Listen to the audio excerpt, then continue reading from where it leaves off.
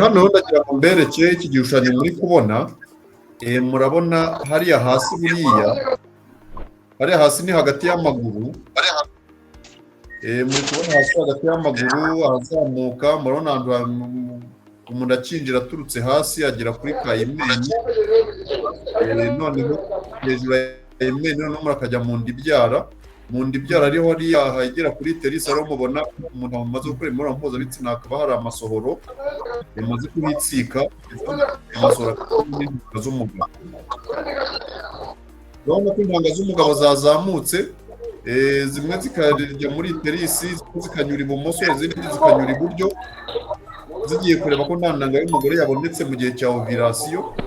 Kuko mu gihe cya ovirasiyo murabona iriya overi cyangwa ovari iri hariya hirya yagize ovirasiyo, murabona ko yashwanyutse ahantu.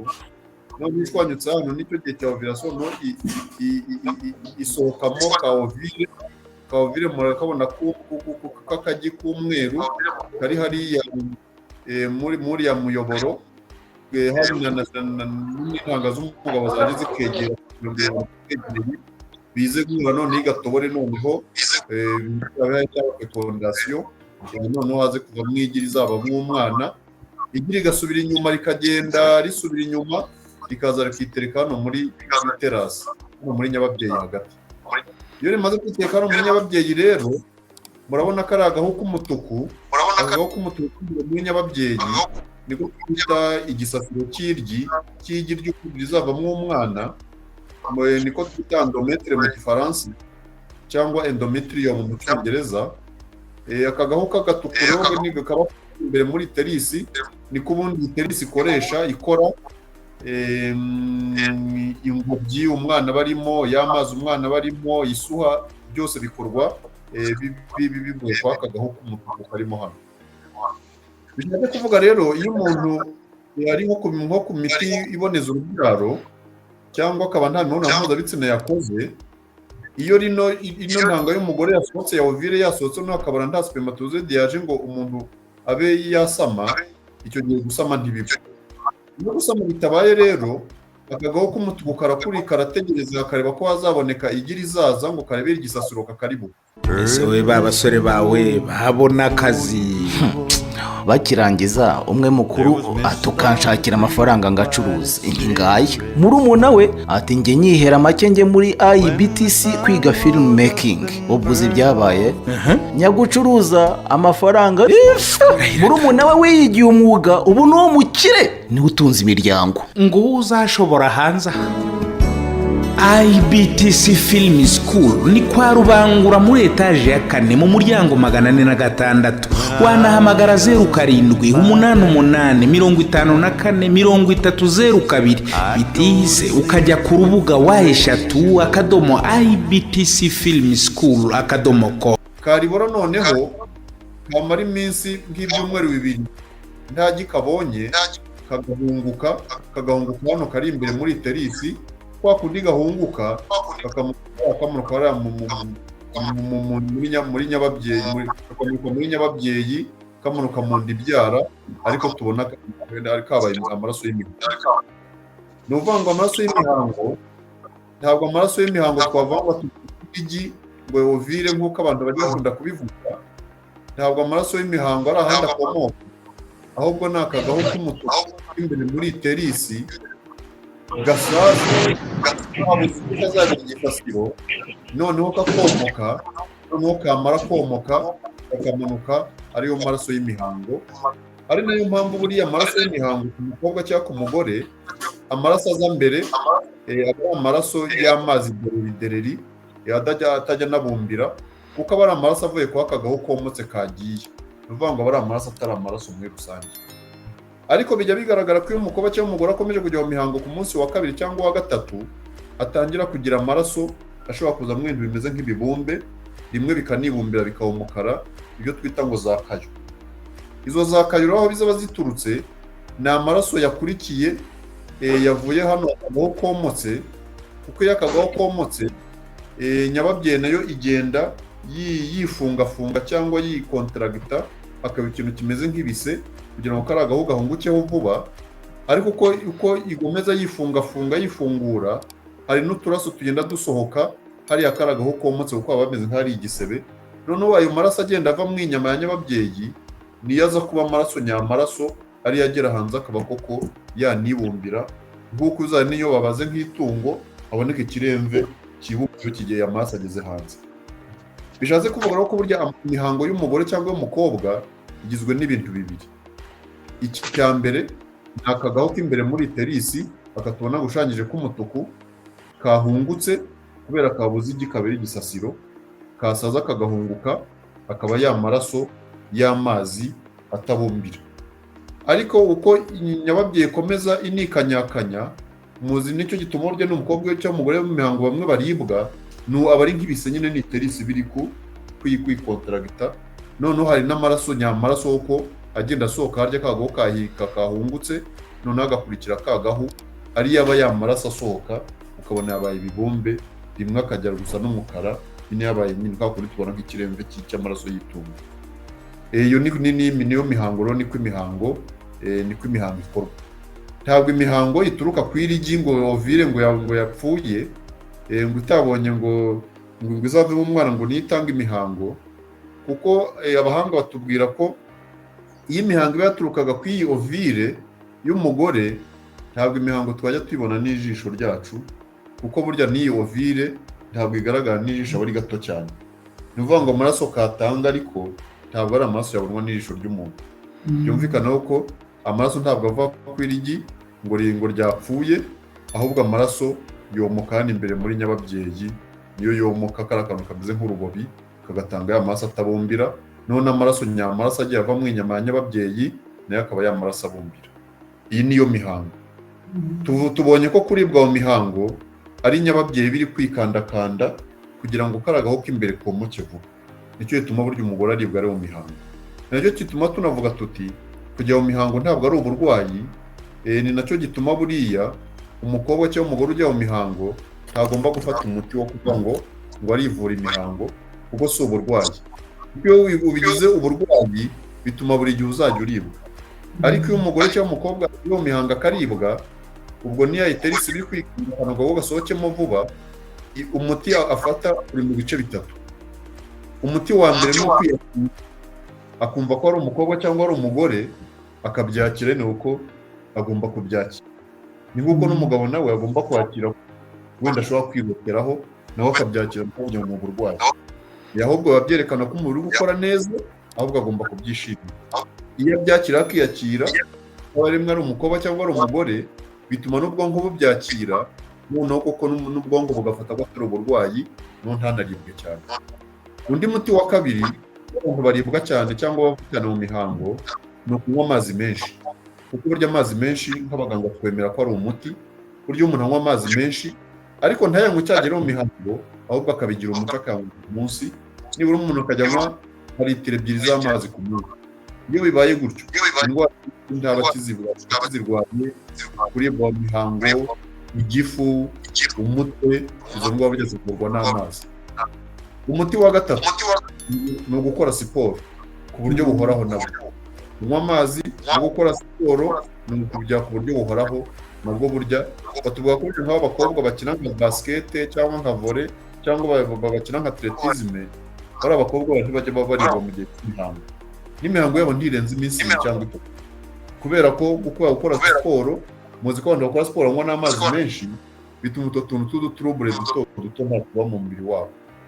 Icya kane rero umuntu yakora uribwa mu mihango cyane, nuko tuvuga ko tagombye no kujya kwa muganga kwivuza, ahubwo ashobora gufata icyo twita painkiller.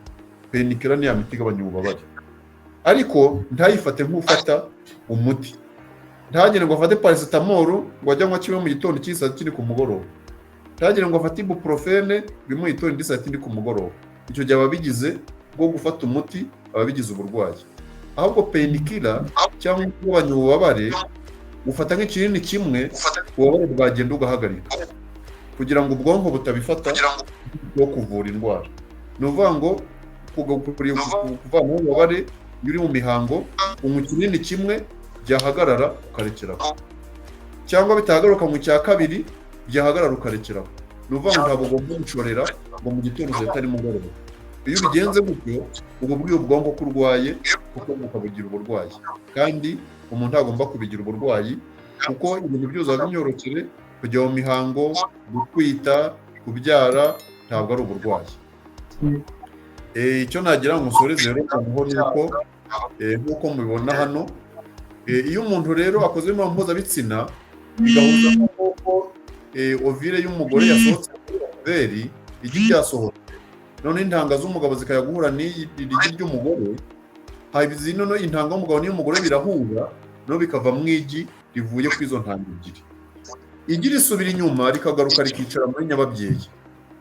Iyo ryicaye muri nyababyeyi, nababwiye ko kano gaho k'umutuku kararitwikira, karizenguruka, karabaho niko gakorwamo ingobyi, isuha n'ay'amazi umwana. Noneho kamara gutwikira umwana agakura. Ubundi batubwira ko nyababyeyi itarimo umwana ibingana n'igipfunsi cy'umuntu, ariko iyo umuntu amaze gusama, uko umwana akuramo imbere n'aya mazi arimo aba menshi, noneho nyababyeyi igenda ikura, umwana akazajya kubyara nyababyeyi ingana n'igitebo, yaravuye ku gipfunsi igasingana n'igitebo. Noneho rero iyo bigeze amezi 9 ashize, kwa muganga turavuga ati umugore abyara yageze ku byumweru hagati ya 39 na 41, umwana atangira ntaba agihazwa n'ibiryo binyura muri placenta. Buriya ingobyi niyo inyuramo amaraso avuye kuri mama w'umwana akanyura mu rureri akajya mu ngobyi, noneho akagaburira umwana, kuko ingobyi nyine iba ifite wa mugozi uyicomeka ku mukondo w'umwana. Ni ukuvuga ngo amaraso akinjiramo arimo ibitunga umwana byose. Iyo noneho umwana ageze ku mezi 9, ingobyi iba itangiye gusaza. Yatangira gusaza niba ikizana ibihagije umwana, kandi n'umwana amaze gukura. None icyo gihe umwana wararwana ashaka gusohoka. Buriya kugira ngo ibise bitangire, umwana bigiramo uruhare. Nicyo tuma banatubwira abahanga ko burya nk'umwana ufite nka malformation, tuvuge nk'umwana ufite nk'ikibazo cy'ubwonko cyangwa ubwonko butarimo, burya no kuvuka ntavuka kuko ntagira izo mbaraga zo gutangira ngo atere imigeri kuri terisi cyane hariya hasi, cyane ko umwana yamaze kugira nk'amezi 7-8, iyo afite umutwe urimo ubwonko buhagije, umutwe uraremera cyane, noneho agacurama. Nicyo gituma abana benshi bavuka umutwe ari ubanza, kuko burya umwana yamaze gukura umutwe uraremera cyane. Mujya mubona ko n'umwana avuka afite umutwe munini ugejeje n'ibindi bice by'umubiri. Kandi nicyo gituma burya abana bato bagwa cyane, kuko umutwe uba ufite ibiro byinshi kwa raporo n'umubiri wundi. Ariko umwana agenda akura, ibindi bice birakura, umutwe noneho ugipeza cyane, bigatuma agira equilibre akagenda neza. Ko ku myaka 3 umwana wamaze gukura ibindi bice bisigaye noneho birenga umutwe cyane. Niha rero noneho umutwe wamaze kureba hasi, kugira presiyo hariya ku ngondo y'umura, none umwana utangiye guhaga agasunika agira ngo ajye gushaka kandi ari ibiryo, uko akubita umutwe ku ngondo y'umura, ingondo y'umura nayo igatangira kabasitimire, noneho ibise bigatangira. Ibise byatangira, ingondo y'umura igafunguka. Muzi ko n'abaturage kenshi no muri maternité usanga n'abaturage bazi ngo ingondo y'umura ngo iri gufunguka, mutugeze kuri kangahe ngo ni kuri 2, yewe taracyari igihe atageze kuri 6 tibiri kuza, ati bigeze ku 8 atari hafi kubyara. Kuko buriya koko ingondo ifunguka, ako 2, 6 n'10 bavuga ni santimetero.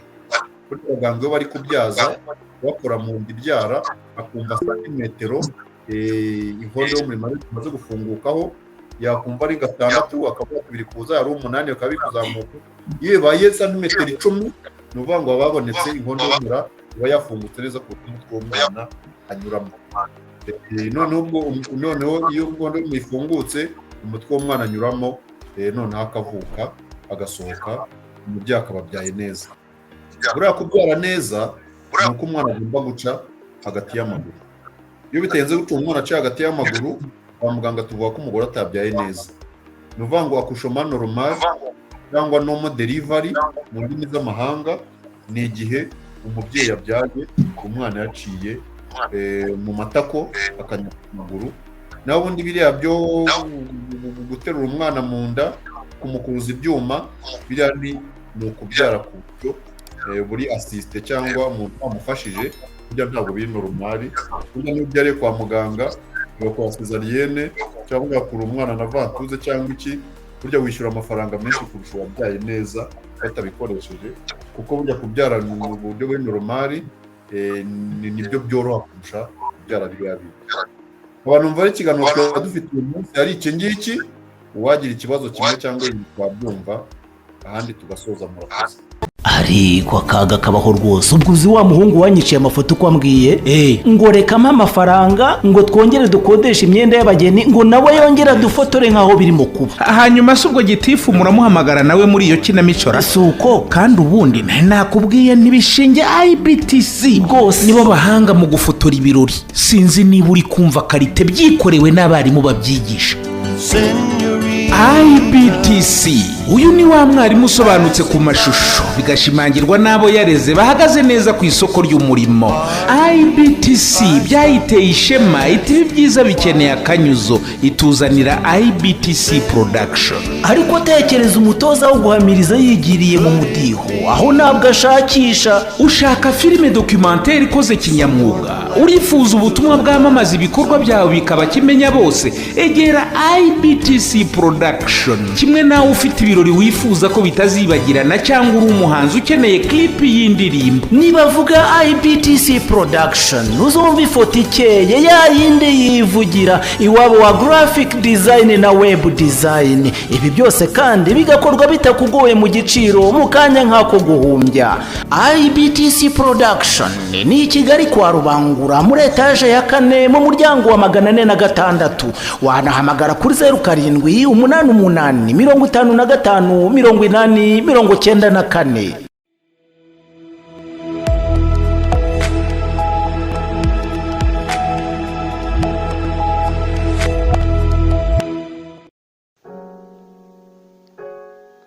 mu rusobe rw'ibibazo byinshi nishakira igisubizo, ndi umukobwa ushoboye wihesha agaciro.